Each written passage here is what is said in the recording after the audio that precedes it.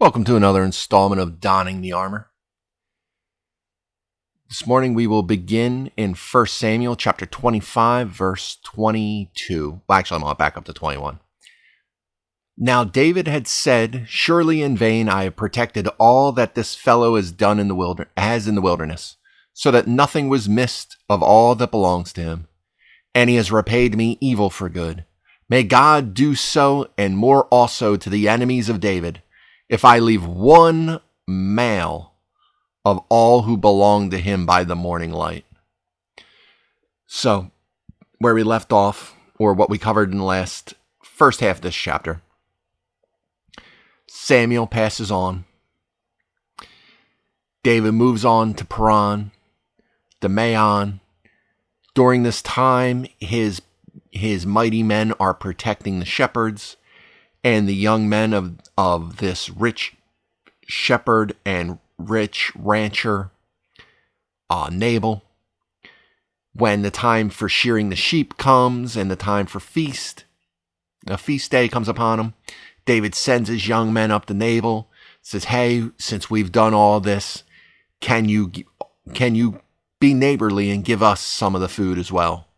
And not only does he decline to give them anything, decline hospitality, he insults David, he rails against him, calls him a traitor to Saul and a runaway slave. David is angered, girds up his sword, gets 400 of his men. They're now going off to march to go rip this guy's entire existence apart and lay waste to everything he owns. Nabal's young men go to Abigail. She prepares an offering for David. She goes down to him. And David sits here as she's coming upon him, and he's kind of venting to himself and his men that surely he's done all this in vain.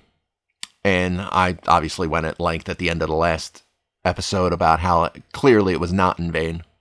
And nothing we do unto the Lord is in vain, because we do it for his honor and his glory, not our own material repayment. But now we get to, may God do so and more also to the enemies of David, if I leave one male of all who belong to him by morning. That if even a single male of Nabal's household is left alive, may God repay everything else. Because of how wicked he is, I'm going to slay everybody. Now, verse 22 may be one of my favorite verses in the King James. The original King James is just one of the best translations for this. "So and more also do God unto the enemies of David, if I leave of all that pertain to him by the morning light any that pisseth against the wall." I just had to repeat that because I find the poetry of the King James to be beautiful, and I find that line specifically to be absolutely hilarious.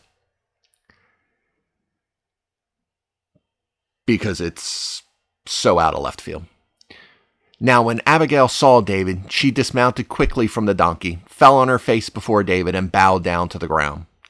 So she fell at his feet and said, 'On me, my lord, on me let this iniquity be, and please let your maidservant speak in your ears and hear the words of your maidservant.' So she falls at his feet and says, 'Place the iniquity of my husband on me. Let me take his punishment. Please hear what I have to say.'" I mean, that's pretty bold. That she dismounts from the donkey, falls on her face, prostrates herself before David, and says, "Don't do what you're about to do. Listen to me, Lord, and let me take the blame for all that's happened. Don't blame my husband's house and all the young men of his house." Maybe she hears what he says because they're coming along. It does say that as she's coming down, so is he. They kind of get near each other. So she might have just heard him say that he's going to slaughter every male of that household, which means her husband, if they have children, possibly children, all these servants who are good young men who just came to her and pleaded with her to speak to David, or not to speak to, but to warn her about what Nabal did at the very least. Please let not my lord regard the scoundrel Nabal, for as his name is, so is he. Nabal is his name, and folly is with him. So the name Nabal actually means fool. So there's some thought that maybe Nabal actually isn't his name, but that the scribes named him Nabal as a way of just referring to him as the fool. That this idiot, basically, which would be funny. But she's saying, please don't regard this scoundrel. Like, don't take what he has to say serious. Don't allow him to get upset you. He's a fool. And he does foolish things. So don't take to heart what he said. But I, your maidservant, did not see the young men of my lord with whom he sent, or whom you sent. So she's saying, don't regard what Nabal said. I didn't see your young men. If I had met your young men, I would not have said what he said. If I had seen them first, all of this would have been avoided. My husband would not have gone to you and said these things to your people, and would not have disregarded your servants the way he did if I had been there to hear it. Now, therefore, my lord, as the Lord lives and as your soul lives, since the Lord has held you back from coming to bloodshed and from avenging yourself with your own hand, now then let your enemies and those who seek harm for my lord be as Nabal. So let them be foolish. Let them be stupid. And it's interesting that she says, since the Lord has held you back from coming to bloodshed and avenging yourself for your own hand. She's already making the assumption that because she's speaking to David in this moment, that he's not going to continue on and slaughter her household. That this is not what's going to happen. That by her reaching David and being able to speak to him, that this is the Lord's intervention keeping him from slaughtering these people. And now this present which your maidservant has brought to my lord, let it be given to the young men who follow my lord. Please forgive the trespass of your maidservant, for the Lord will certainly make for my lord an enduring home, because my lord fights the battles of the Lord, and evil is not found in you throughout your days. So with all the lords, it gets a little interesting, because this is the translation that comes oftentimes from the Septuagint. They decided to use different forms of lord in the Greek instead of the Hebrew and Aramaic words. So basically it is, please forgive the trespass of your maidservant, for God will certainly make for you, David, an enduring house, because David fights the battles of God, and evil is not found in you throughout your days. So you've never been evil, David. You've never stepped out in wickedness. Allow this present to be given to your young men as my husband should have given them. And let this be the offering that should have been shared with you to begin with, to repay you for the services that you performed, for the protection you offered us. Let this be a peace offering. Let this be the present. Let this be given to you guys. Let this be your feast on this feast day. And we see how wise and how reasonable and how smart she actually is. This is a brave thing to do. She is putting herself out there to David in a dangerous situation, a man who is set forth to bring violence upon her household. And she puts herself between David and her household. She puts herself as a barrier between them. And she tells David, look, God is definitely going to make you an enduring house. Everybody knows your situation running from Saul. But because you fight the battles of the Lord is going to make you a great house. Now, some people will argue whether or not this is house as in like a household, like a progeny, or whether or not this is royalty. But either way, she's saying you're going to be great and ever enduring. You're going to have children. You're going to have grandchildren, and they're going to be good before the Lord, because there's no evil found in you. Yet a man has risen to pursue you and seek your life, but the life of my Lord shall be bound in the bundle of the living with the Lord your God, and the lives of your enemies he shall sling out as from the pocket of a sling. So here she's actually appealing to the fact that it is Saul, not him, who's the one that actually betrayed the other. And then she weaves it in with his slaying of Goliath. That is the Lord who will sling out your enemies from before you. The lives of your enemies will be slung out as you slung that stone to slay the giant. As the Lord led you in the battle and protected you, he's going to do the same in this situation. He's going to do the same here. And it shall come to pass when the Lord has done for my Lord according to all the good that he has spoken concerning you, and has appointed you ruler over Israel, that this will be no grief to you, nor offense of heart to my Lord, either that you have shed blood without cause, or that my Lord has avenged himself. But when the Lord has dealt well with my Lord, then remember your maidservant. So when it comes to pass that that God does to you what he's going to do, when he brings you up as ruler over Israel, because it seems to be that many people in Israel now see the concern Saul had. Saul was terrified of David taking his throne. But public opinion has gone so far to David's side that they seem to see him as the next ruler of the country.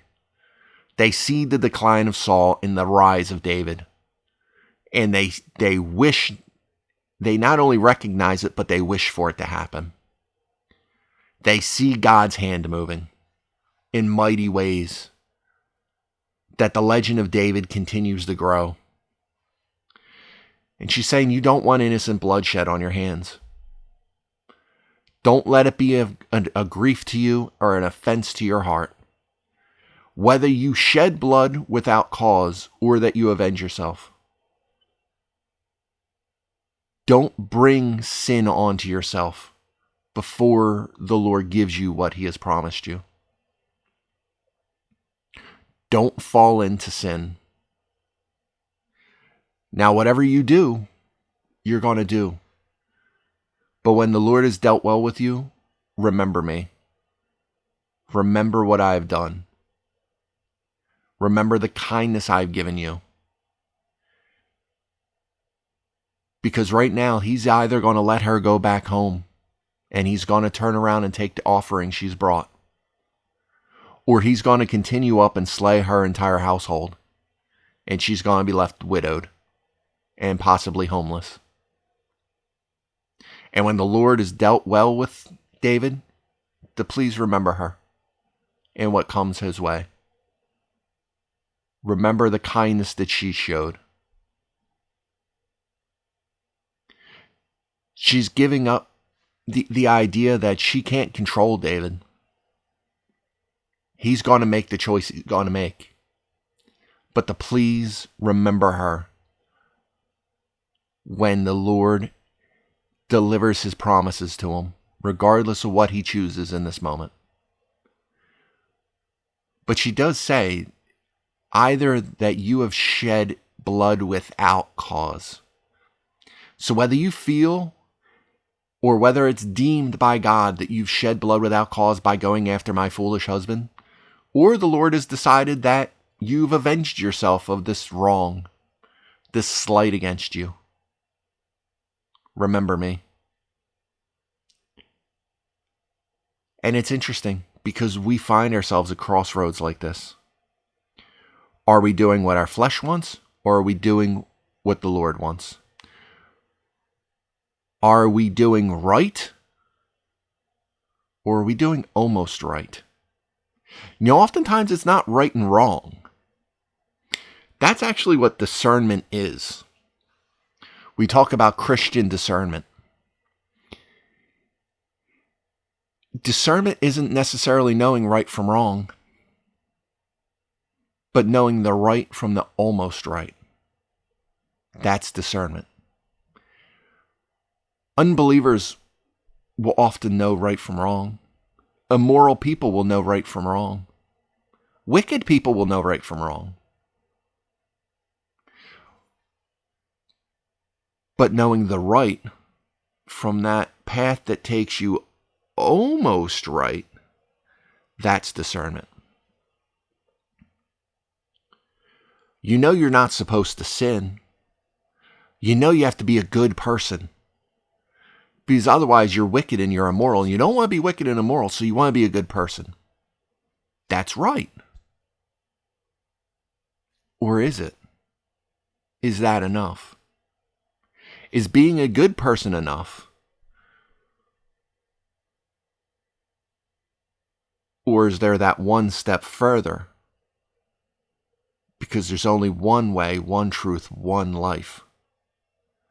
That good person is the almost right, not the right. And to know the difference is discernment. David's at a crossroads of, are either of these choices wrong by this ancient culture and civilization? Maybe not wrong. He was insulted. People have been slaughtered for way less back then. But there is a right and an almost right. And with discernment and with the wisdom of the Lord, David can figure out which one it is. And she's encouraging David to find the correct path. To find that right from the almost right. Then David said to Abigail, "Blessed is the Lord God of Israel, who sent you this day to meet me. And blessed is your advice, and blessed are you, because you have kept me this day from coming to bloodshed, and from avenging myself with my own hand." Remember, David's been speaking all this time. Don't reach out your hand against God's anointed. I'm not going to avenge myself by my own hand against Saul. I will let the Lord be the judge.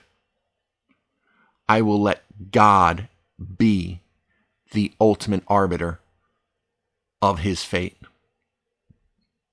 And now here comes Abigail. Because David was dead set on avenging himself by his own hand. Avenging those insults of Nabal. And she's kind of telling him, no, in this case, you still once again need to be focused on allowing God to be the ultimate arbiter. So he's saying, blessed is God. Blessed is God because he sent you to me this day. That he put you on my path. Blessed is the advice you have and the wisdom you brought forth to me. But blessed is God. You know, we will often say, we had a family prayer night at the church. So normally with prayer nights, you have the adults in them because, you know, prayers and people are praying for things that sometimes are not for the ears of children. But we have a family prayer night. We're praying over the school year starting and things like that at the time. And for the middle schoolers who had just come back from Guatemala after their missions trip. So all the pastors go up and they want to center it on kids. So they're telling the kids, hey, if any of you kids want and need prayer, come up and the pastors will pray with you over it. So kids are going up. And I asked my daughter multiple times, like, you sure you don't want to go up? Like, I'm not going to force you to go up and pretend you need to go up just so that people can see you going up. Because I'm not one of those parents. But don't be afraid to go up for prayer either. And she just turns to me and says, why do I need my pastor to pray for me when I can pray to Jesus? It's a good answer. It's a great answer. You seek the Lord. You don't need the priest to pray for you when you can pray to God yourself. His prayers are not any more special to God than yours are. That's a weird Roman Catholic thing where they believe that their priests are actually holier than lay people, that they're more special, and that they're better equipped to speak to God or teach God or read the Bible. That as a lay person, you're not worthy of those honors, in a way. But to that point, sometimes you need to understand that blessed is God, because when you need someone, He'll bring someone into your life. Maybe not somebody new, but He'll put somebody before you who can help you with the issue, who can help you with advice, who could help you with a shoulder to cry on. Just because we go directly to God, we pray directly to Jesus, we speak directly to Him as our one and only mediator, don't overlook the fact that blessed is the God of Israel, because He will bring someone like an Abigail to a David into your life to help you, to bring you out of the pain you're in, to bring you down from the anger you're at, to bring you the calm you need in life.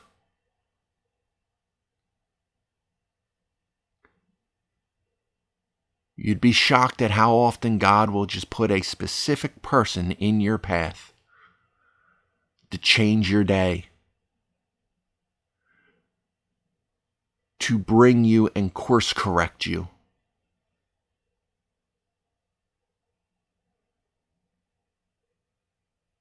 You know, when we need course correction, we want to see Jesus appear before us like He did Saul and throw us off our horse and point us in the right direction. But oftentimes it's as a messenger, somebody just appearing before us, saying, you know, I think you need to think about this way. Have you ever considered that? Sometimes He puts those people in our path to bring us to a new understanding of something that we hadn't considered. That is His glorious nature. Love. We all want the big, shiny miracle. But every once in a while, it's just the mundane, everyday things that He works in our lives that we take for granted. And we need to see the blessings of the Lord in those times as well. For indeed, as the Lord God of Israel lives, who has kept me back from hurting you, unless you had hurried and come to meet me, surely by morning light, no males would have been left to Nabal. So David received from her hand what she had brought him, and said to her, go up in peace to your house. See, I have heeded your voice and respected your person. I have heard you. I heard what you said, and you have brought the wisdom of God before me. You have brought the wisdom of God before me, and before I did something that I would desperately regret. So go up in peace. There's no deceit in me. You've calmed my anger, because had you not met me, I would have slaughtered every male in your house. So angry was I with your husband. But now I've heeded your voice, respected your advice and your person. And now I'll leave it in the hands of God. You've helped me unburden myself and give that burden to God and leave it as his altar. That's the kind of blessing God can place in our path through the interaction of other people, especially godly people. Now Abigail went to Nabal, and there he was holding a feast in his house, like the feast of a king. And Nabal's heart was merry within him, for he was very drunk. Therefore she told him nothing, little or much, until morning light. Interesting. It's an interesting juxtaposition. We had a feast a few chapters ago. You had a feast of King Saul's court before David left. Jonathan went to go check to see if Saul still wanted David's blood before he left and went to Gath and went to Adullam and before he went to Ahimelech. Immediately, Saul noticed David wasn't there. Now Saul, not exactly a good godly man. Notice David wasn't there immediately. Nabal did not even notice his wife wasn't there. So ill-concerned was he with his own wife that he had no idea she wasn't there. Or the young men made some excuse, and he just bought it and didn't care. Feasted like a king and got himself drunk. But she held her peace. She's not going to tell him anything. She's going to let him be drunk. No idea that she met with David. Just let him do his thing. So it was in the morning when the wine had gone from Nabal, and his wife had told him these things, that his heart died within him, and he became like a stone. So she tells him what happened, what was going to happen, what she did. Possibly that David was going to come up here and slay them all. But she intervened. Possibly that how much she had given unto David as an offering. And his heart died within him, and he became like a stone. Then it happened after about 10 days that the Lord struck Nabal and he died. Let God be the ultimate arbiter. Now, what happened with his heart dying? His heart becoming like stone. Is that a stroke, a heart attack? Did he go into shock? No idea. More than likely by the text, it seems like he either had a stroke or a heart attack, because he was able to survive for a little bit longer, but then succumbed to his injuries. And the Lord struck him down, and he died. His ultimate fate in the hands of God. His wickedness returned to him. David wouldn't raise his hand against God's anointed. But Nabal saw fit to insult and rail against God's anointed. Now, is that why Nabal died? No idea. But the Lord had decided Nabal's time had come, that his heart was completely hard to the anointed of God and the working of God in the world. And his time to turn to the Lord had ended.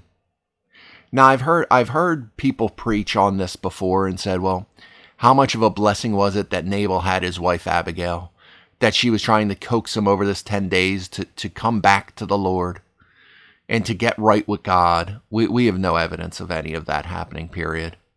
We just know he died, that he became like a stone. He went into a coma and died 10 days later.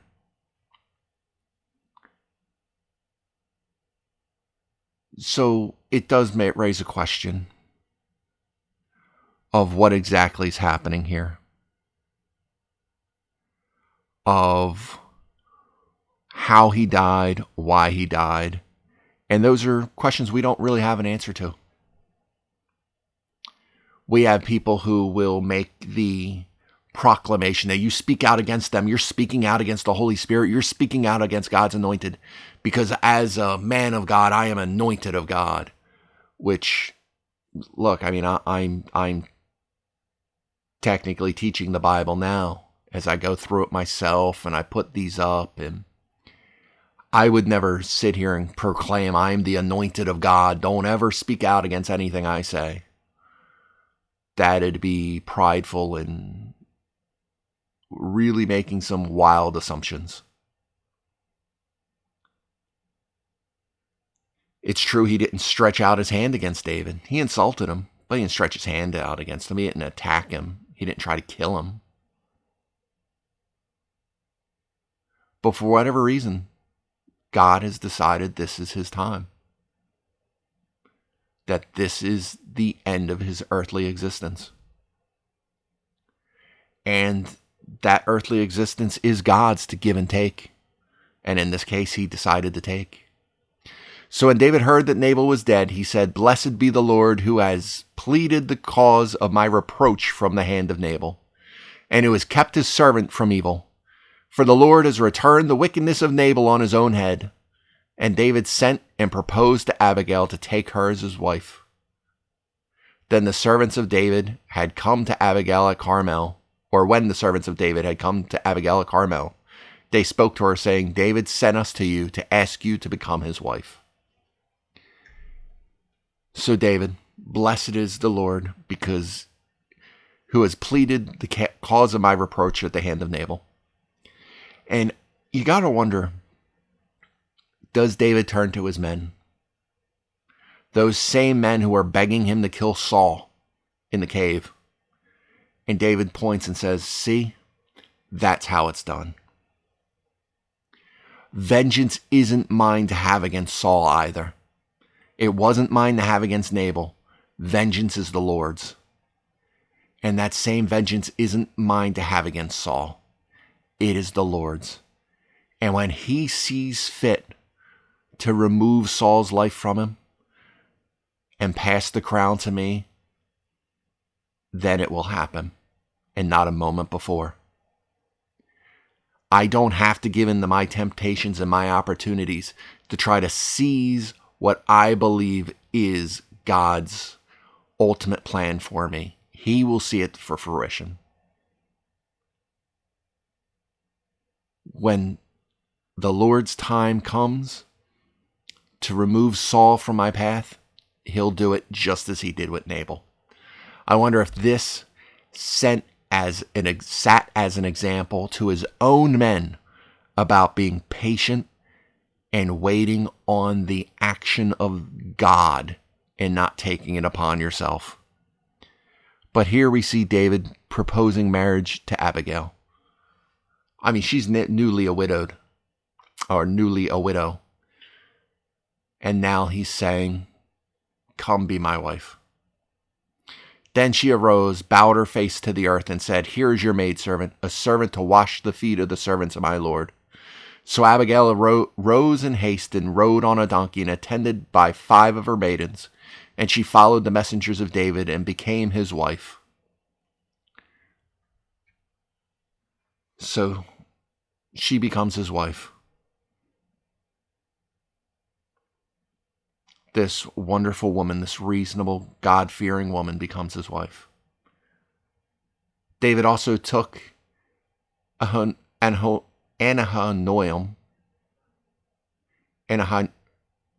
I will continuously mess that name up, Ahinoam of Jezreel, so both of them were his wives. But Saul had given Michal, his daughter, David's wife, to Palti, the son of Laish, who was from Galium. So when David fled, Saul gave Michal to a different man. So now David technically has 3 wives, but has 2.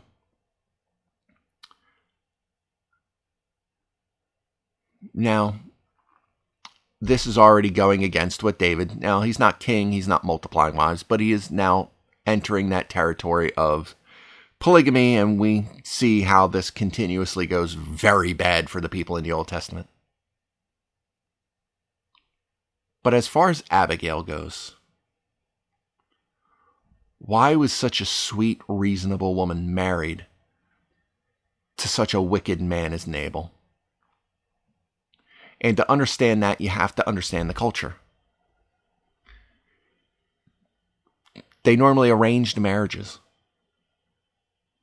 You didn't marry for love. Their culture was not like our culture. You arranged a marriage because it was good for the families. If you were royalty, because it was good for political alliances and to keep war from happening.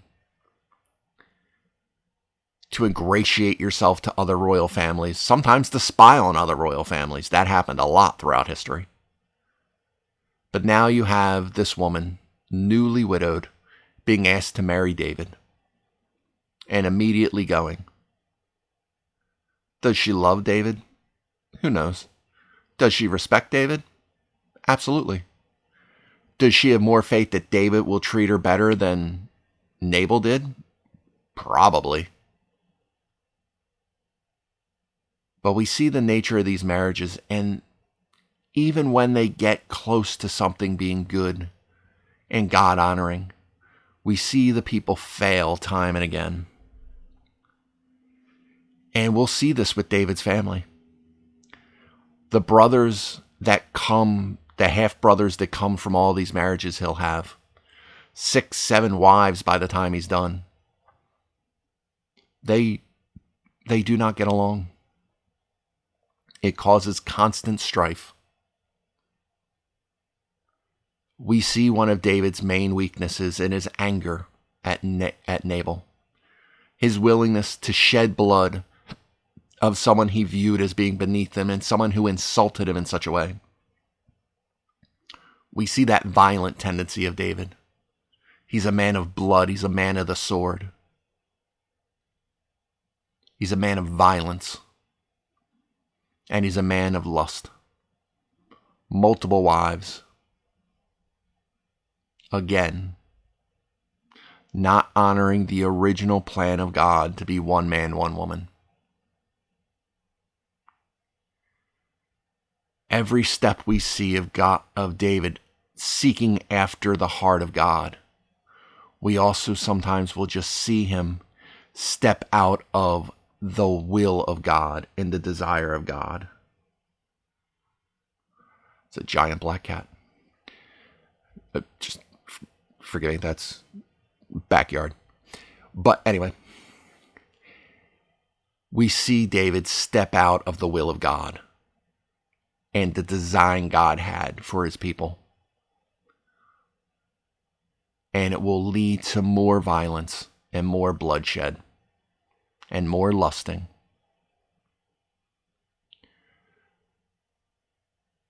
We can't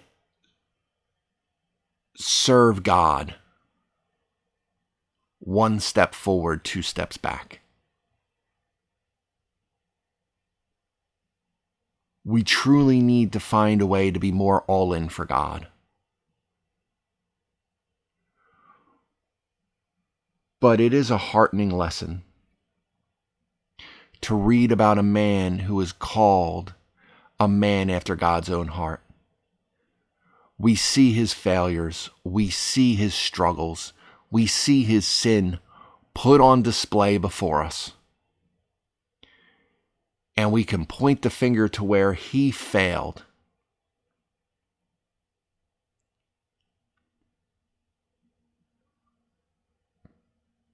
But we need to look at our own failures.